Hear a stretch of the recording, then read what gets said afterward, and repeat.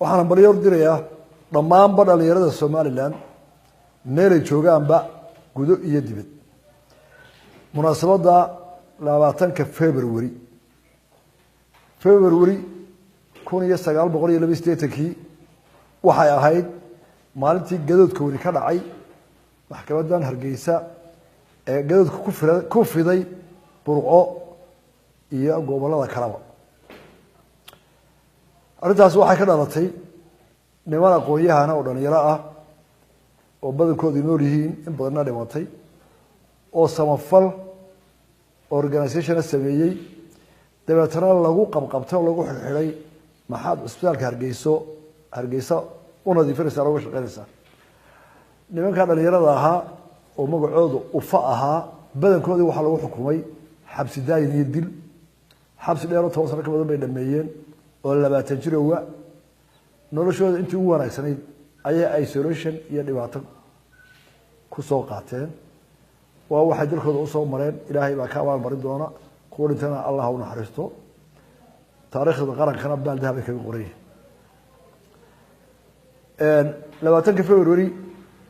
taariikhda waxa isku xirmaan isla maalmaha iyadoo oo aanay wada soconin UFO iyo saraakiishii ciidamada ahayd marka waxa talaabay isla maalmo iyo ka hor saddex sarkaal ugu horreeyay oo saddexda dhulka ka talaabay oo ahaayeen labada socday Axmed Dhagax iyo Aadashiine Maxamed Kaamil ku xigay waxa isla wiiga dhacay ka horreeyay maalmaha dilkii Cabdullah walagu dilkaygi waa ayaamo taariikho adag oo qaranka soo maray oo u baahan in si faahfaahsan taariikhda loogu dhigo daayirta si looga digtoonaado taas kale aan u dhicin waa meelaha ay ka bilaabantay gadoodka xoog leh ee xoojiyay asal oo markaas u diyaarinaysa inuu qaado oo markaa bilow ahayd shirkadana baa lagu dhawaaqay dadkii gudaha ay xamaasada kulaatay u faala xiray iyadoo markaas saraakiisha intii waristaloodinta kala socoto deetana waxa qaraar xoog la qaatay halgankii asana ee horeysa waxa ilaahay mahadiya oo ku amaanay madaxweynaha Jamhuuriyadda Soomaaliland inuu maalinta u aqoonsado maalintii dhalinyarada Soomaaliland daayirta imika joogtay kuwa soo socda waxaan u tilmaamayaa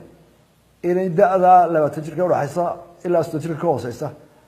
dhalinyarada maanta joogta u badan ciyaar iskuul secondary ah jaamacadda ma jiraan Hargeysa markaas oo 20 jir ah maanta laga yaabay in 60 ka cagacageynayaan meel joogaanba inay guteen waajib taariikhi halgana kuwa soo koreeya looga baahan yahay inay xorriyadda iyo qaranka wasaa u ilaaliyaan oo naftooda ugu horaan inay bartaan oo ay dirsaan taariikhda dhacay iyo xil soo maray aad iyo aad baan mar labada hubinay dhalinyarada kuwa inta Allah u naxariisto oo shahaada ilaa jarda ku waraabiyo ubadkooda Allah barakeeyo kuwana Ilaahay caafimaad ha siiyo wixii xanuunsanaya inta noolaha loo aqoonsan yihiin dad halganka wax laga soo qabtay oo abaalkooda qaranka ku leh aad iyo aad u mahadsan